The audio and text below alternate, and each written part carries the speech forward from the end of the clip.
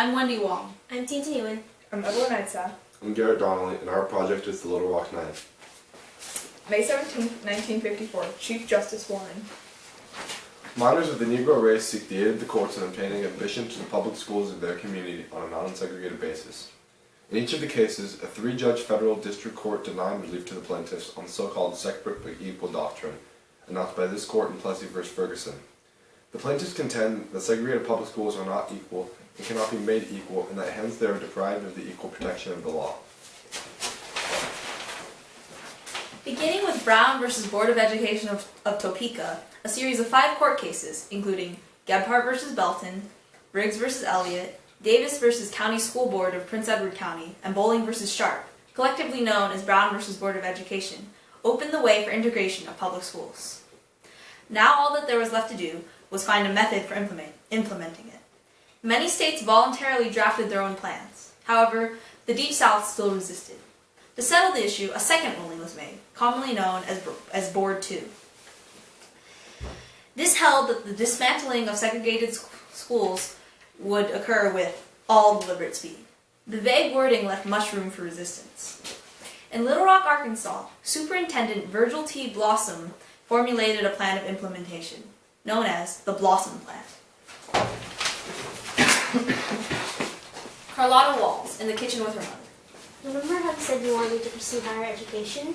Well, a few months ago, a teacher passed around a piece of paper for sign-ups to attend Central High School, and since we are in the area, I decided to, and I got a letter from school. You got accepted then. Are you sure this is what you want to do? I'm kind of scared, but our house is closer to Central, and they actually get funding for their programs. If this is what you want, then your father and I will support you no matter what. But this is going to be dangerous. People don't like change. Ever since us Negroes have been allowed to go to school, we've been segregated. How will Aunt Ava and the others feel about this? Not everyone sees this as the opportunity that it is. Our community is trusted in only itself, and so many people see the whites as nothing but trouble. Many people trust in our education system more than theirs. Well, it looks like we'll have to attend a meeting with the superintendent.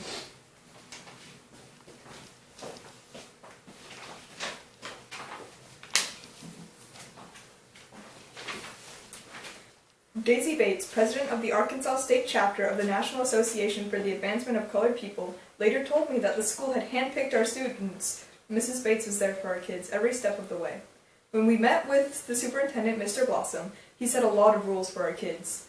They were to leave school immediately after getting out, participate in no extracurricular activities, and they were not allowed to attend any school events.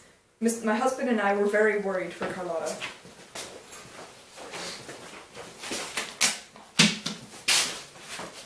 September 2nd, 1957, Governor Faubus. The plan of integration now being forced upon us by the federal courts was set up by the Little Rock School Board and its superintendent prior to expressions of the people. Even the most extreme measures seeking to prevent the forcible integration of the schools was approved by the people. Units of the National Guard are now being mobilized with the mission to maintain or restore the peace and order of the community. It is my firm conviction that it will not be possible to maintain or restore order of the community and to protect the property and lives of its citizens if forcible integration is carried out tomorrow. The inevitable conclusion is that the schools in Pulaski County must be operated on the same basis that they have been operated in the past. The public peace will be preserved.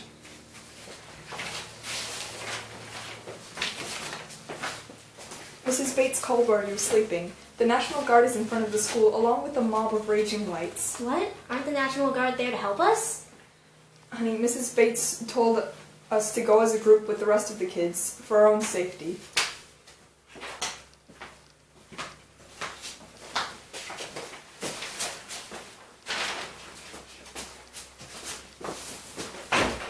September 24th, 1957. President Dwight D. Eisenhower in an address to Little Rock. Good evening, my fellow citizens. For a few minutes this evening, I would like to speak about the serious situation that has arisen in Little Rock. Disorderly mobs have deliberately prevented the carrying out of proper orders from a federal court.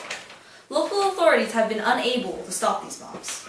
I yesterday issued a proclamation calling upon the mobs to disperse. This morning, the mob again gathered in front of the Central High School, preventing the carrying out of the court's order.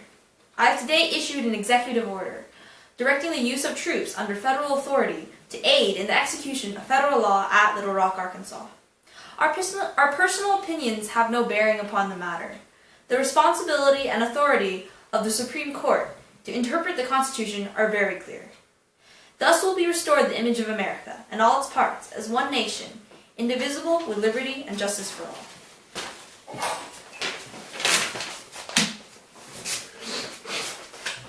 Weeks after the original first day of school, the Little Rock Nine returned to Central High School under the escort of guards after being kept out weeks earlier.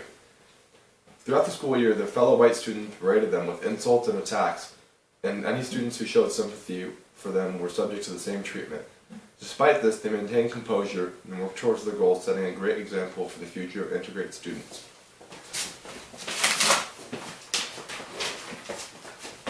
Welcome home, honey. How was school? It was terrible. Those horrid kids just won't leave Minnie Jean alone. What happened?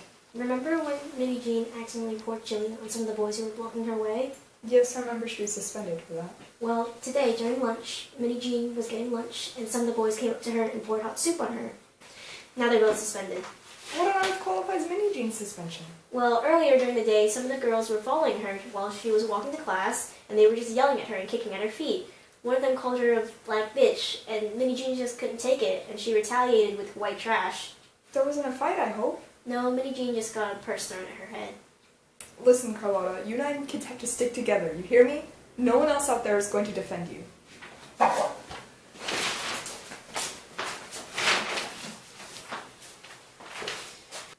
In the summer of 1958, Governor Faubus petitioned to postpone the integration, which was to ease into ending the integration entirely. The white majority of Arkansas voted to close the public schools. This was known as the Lost Year. Faubus intended to use the public school grounds for segregated private schools, further defying the court's orders. Once again, the law, as interpreted by the judicial branch of government, prevailed. School resumed the following year.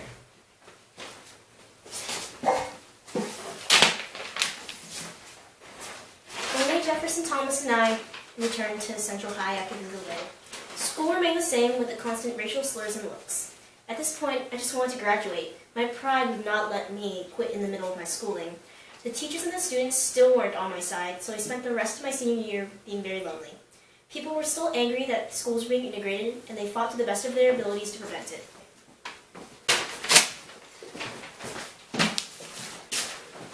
The Little Rock Nine proved to be outstanding leaders in the integration movement. The abuse from their classmates didn't shake their strong composure, and how they handled the situation set a great example for the future of desegregated schools. Their actions following Central High to move forward the rights of African Americans only added to their legacy.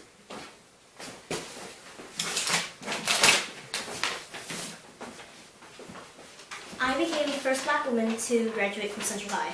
Afterwards, I attended Michigan College and got a job at the Young Women's Christian Association. Eventually, I married and had 2 kids. At first, I didn't want them to know that I was part of the Little Rock Nine.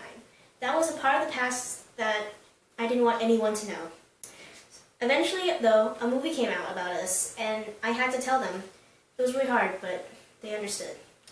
I ended up going to the 30th and 40th anniversaries of Central High, but those were the only times I ever returned.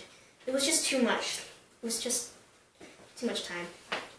Yet, as more and more people approached me about the Little Rock Nine, I understood that for others to learn from it, they had to have a personal account. That's why we created a foundation for this, dedicating it to the importance of education and our adversarial experiences.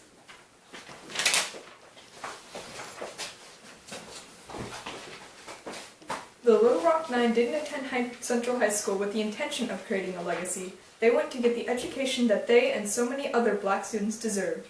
Without knowing just how much of an impact they would create, they set an indirect example of courage and bravery for future students in this nation. Today, students can learn from these leaders in school desegregation to understand just how the civil rights movement affected education in America. Thank you.